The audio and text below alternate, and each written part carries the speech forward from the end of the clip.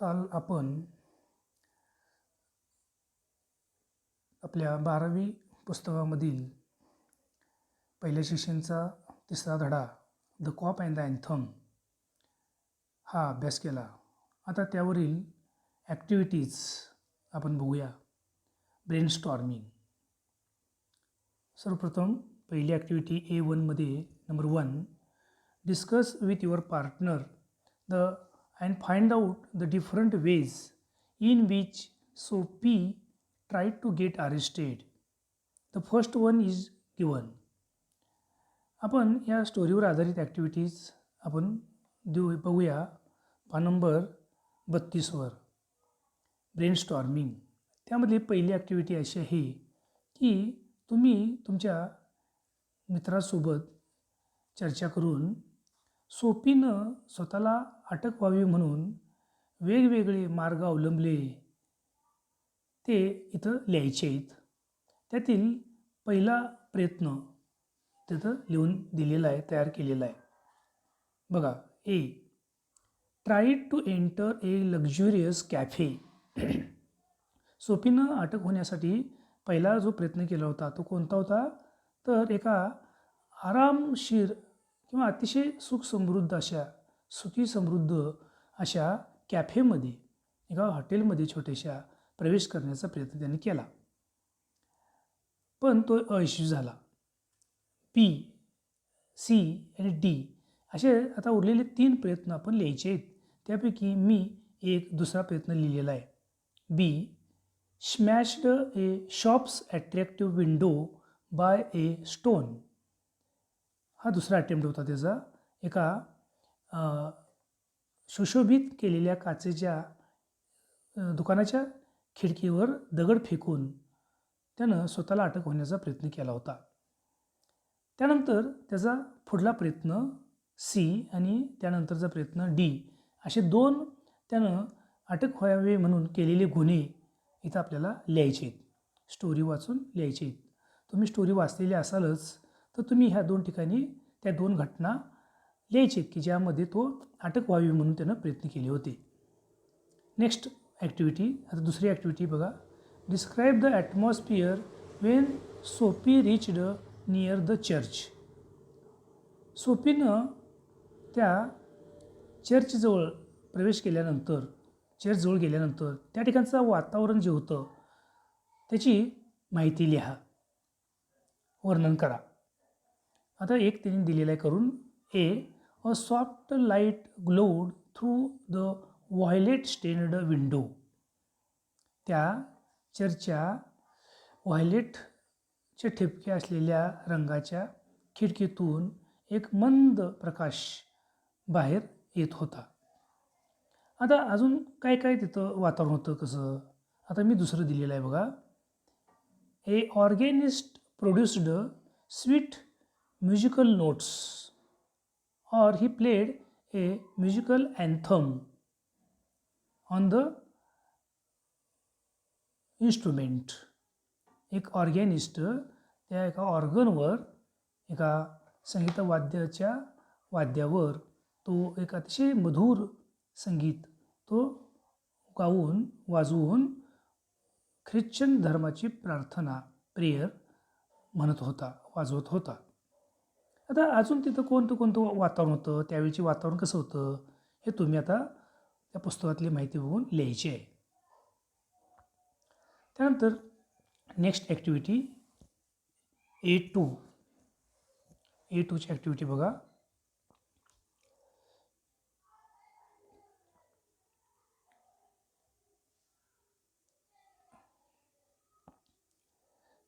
त्यातली पहिली ॲक्टिव्हिटी पान नंबर 33वर.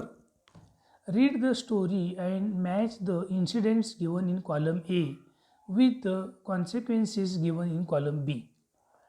या ठिकाणी 2 कॉलम दिलेले टेबलमध्ये. ए कॉलममध्ये त्या स्टोरीतील घटना आहेत आणि बी कॉलममध्ये त्या घटनांचा परिणाम, कॉन्सिक्वेन्स म्हणजे परिणाम काय झाला ते बीमध्ये आहेत, यांच्या जोड्या लावायचे. सर्वप्रथम बघा. ए कॉलममधील पहिली घटना. Sophie try to enter a cafe. सोफीनं त्या कॅफेमध्ये प्रवेश करण्याचा प्रयत्न केला. Number 2, Sophie broke a glass window. सोफीनं एका खिडकीची काच मोडली. 3. Two waiters pitched Sophie on the callous pavement. 2 वेटरनी सोफीला एका फुटपाथवर जोरात फेकून दिलं. 4. Sophie heard the anthem being played in the church. सोफीनं त्या चर्चमध्ये एक प्रार्थना गीत वाजवत असलेलं ऐकलं. 5. Cop arrests Sophie for hanging around. एका पोलिसांनं सोफीला एका ठिकाणी घुटमळत असताना पाहिलं आणि पकडलं, अटक केली. आता बी कॉलममध्ये काही कॉन्सिक्वेन्सेस परिणाम दिलेत. Number A, the cop ran after another man. तो पोलीस एका दुसऱ्या माणसाचा पाठलाग करत पळाला. B, suddenly a wonderful change came in his heart. एकाएकी त्याच्या मनामध्ये, अंतःकरणामध्ये, हृदयामध्ये एक आश्चर्यकारक बदल झाला. C, dream of turning around in life was shattered. जीवनामध्ये एक चांगलं वळण घेण्याचं स्वप्न त्याचं भंग पावलं. D, he stood up slowly beating the dust from his clothes. तो हळूहळू आपलं कपड्यावरील धूळ झाडत उभा राहिला. E, strong and ready hands off the head waiter turned him around. त्या हॉटेलमधील एक बळकट आणि तयार हातानं त्या हॉटेलमधील मुख्य वेटरच्या बळकट आणि तयार हातानं त्याला दुसरीकडं वळवलं. असे बी कॉलममध्ये 4 परिणाम आहेत. आता ए कॉलममधील त्या घटना आणि त्यांचा परिणाम बी कॉलममधील घटनेशी जुळवायचा आहे. बघा, कॉलम एमधील number 1, Soapy try to enter a cafe. त्याचं बीमधील कुठली घटना सांगता येईल? ई शेवटची, strong and ready hands off the head waiter turned him around. त्यानंतर एमधील number 2, Sophie broke a glass window. त्यामध्ये बीमधील A, the cop ran after another man. Number 3, two waiters pitched Sophie on the callous pavement. त्यासाठी बीमधील D, he stood up slowly beating the dust from his clothes. आता उरलेली जी काही 4थं आणि 5वं जी काही जोड्या आहेत त्या तुम्ही जुळवायचे आहेत. नंबर 2, आता ॲक्टिव्हिटी दुसरी, give reasons and complete the following. या ठिकाणी 4 वाक्ये दिलेली आहेत, अपूर्ण आहेत. त्याचे पूर्ण वाक्य करायचे आहेत आणि त्या ठिकाणी तुम्ही त्याचं कारण लिहायचं आहे. उदाहरणार्थ पहिलं बघा, Soapy had confidence in himself because. सोफीला स्वतःचा आत्मविश्वास होता कारण. त्या ठिकाणी धड्यातील मुद्दा बघून इथं कारण लिहायचं आहे. सुरुवातीला पहिल्यांदा कॅफेमध्ये तो एका एंटर करत असताना त्याच्या मनामध्ये आत्मविश्वास होता. का बरं? तर त्याचं उत्तर पुढील बिकॉज कारण लिहिलं आहे. The portion of him show above the table would raise no doubt. म्हणजे तो खुर्चीवर हॉटेलमध्ये बसला असताना टेबलच्या वरील त्याचा शरीराचा जो काही हिस्सा होता, भाग होता, त्यामुळं कुणालाही शंका आली नव्हती. त्यामुळे तो कॉन्फिडन्स होता. B, the head waiter of the luxurious cafe did not allow Soapy to enter because. त्या लक्झुरियस कॅफेमधील, त्या सुखसमृद्ध कॅफे हॉटेलमधील मुख्य वेटरनं सोफीला आत येऊ दिलं नाही कारण his eye fell upon Soapy's tattered trousers and decadent shoes. याचं काय कारण सांगता येईल?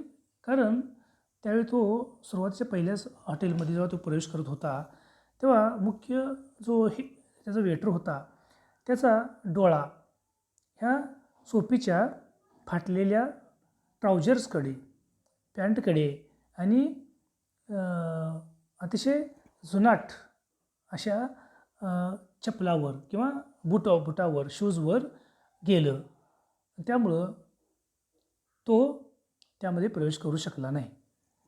सी आणि डी हा भाग तुम्ही लिहायचा आहे, त्याची कारणं लिहायची आहेत. सी काय आहे बघा, the cop did not arrest Soapy for breaking the glass window because. त्या खिडकीची काच फोडल्यानंतर तेथील पोलिसांनं सोफीला अटक केली नाही, कारण लिहायचं आहे. D the cop did not arrest Soapy for shouting and dancing because. आणि एका ठिकाणी सोफीनं अटक व्हावी म्हणून मोठमोठ्यानं तो ओरडत होता आणि नाचत होता, दंगा करत होता, तरीसुद्धा त्या पोलिसांना त्याला अटक केली नाही, कारण. अशी 2 सी आणि डी मुद्दे तुम्ही लिहायचे आहेत. तिसरी activity, pick out the lines from the text which show that. या धड्यातून खालील मुद्द्यासाठी वाक्य लिहायची आहेत, शोधायची आणि वाक्य फक्त लिहायची आहेत. कुठला पहिला मुद्दा बघा आहे, Soapy wants to enter the cafe for 2 reasons. सोफीला त्या कॅफेमध्ये 2 कारणासाठी प्रवेश करायचा होता. आता त्या ठिकाणी त्या लाईन्स सांगायची, कुठं आहेत ती लाईन्स. तर पान नंबर 28वर दुसरा पॅराग्राफ जो आहे त्यातल्या शेवटच्या 2 ओळी, त्यामध्ये त्याचं उत्तर आहे. काय उत्तर आहे बघा, की सोफीला त्या कॅफेमध्ये म्हणजे पहिल्यांदा सुरुवातीचा प्रयत्न करत असताना ज्या कॅफेमध्ये तो प्रवेश करत होता त्या ठिकाणी त्याला 2 कारणासाठी जायचं होतं. त्याचं उत्तर तुम्हाला 28 पान नंबरवर शेवटच्या पॅराग्राफमध्ये दुसऱ्या ओळीमध्ये आहे. काय म्हटले बघा, दुसरा पॅराग्राफ जो आहे पान नंबर 28वर, त्यामध्ये काय म्हटलेलं आहे,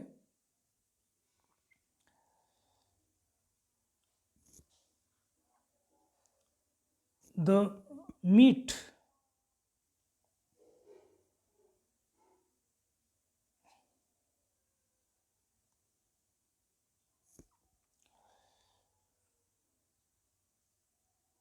दुसऱ्या पॅराग्राफमध्ये शेवटच्या 2 ओळीमध्ये आहे, the meat would leave him filled and happy for the journey to his winter island. दुसऱ्या पॅराग्राफच्या शेवटच्या 2 ओळीमध्ये उत्तर आहे बघा, the meat would leave him filled happy for the journey to his winter island. त्याची 2 कारणं होती, ते म्हणजे त्याला भरपूर मांसाहार करायचं होतं आणि अटक होऊन विंटर आयलँड या ठिकाणच्या तुरुंगात जायचं होतं. तर हे लाईन्स तुम्हाला लिहिता येईल उत्तर म्हणून त्या घटनेसाठी. आता दुसरा point B, Soapy was afraid that he won't be able to enter the prison. आपण त्या तुरुंगामध्ये आपल्याला प्रवेश मिळणार नाही अशी भीती सोफीला वाटली. तर ह्यासाठी आपल्याला कोणत्या लाईनमध्ये याचा रेफरन्स आहे, तर पान नंबर 30वर पहिल्या पॅराग्राफमध्ये बघा, याचं उत्तर कुठून सुरुवात होते, सोफी म्हणजे पहिलीच लाईन आहे, Soapy was seized with a sudden fear that some dreadful enchantment had rendered him immune to arrest. त्यानंतर तिसरा मुद्दा बघा, Soapy was not caught by the cop for throwing stones at the glass. त्या एका मोठ्या बिल्डिंगच्या खिडकीच्या काचा सोफीनं फोडूनसुद्धा पोलिसांनी त्याला अटक केली नाही. आता याचा रेफरन्स कोणत्या लाईनमध्ये आहे, तर पान नंबर 29वर जो 5व्या पॅराग्राफ आहे त्याची पहिलीच ओळ आहे. काय बघा, the policeman refused to accept Soapy even as a clue. त्यानंतर पुढला पॉईंट आहेत D, Soapy actually did not want the umbrella. सोफीला प्रत्यक्षात ती छत्री त्याला नको होती. तर हे कोणत्या वाक्यावरून सिद्ध होतं ते वाक्य लिहा. E, listening to the anthem Soapy remembered his good old days. त्या चर्चमधील गाणं ऐकताना सोफीला आपले जुने दिवस आठवले. आता ह्यासाठी कुठला मुद्दा आहे तो तुम्ही शोधून लिहायचा आहे.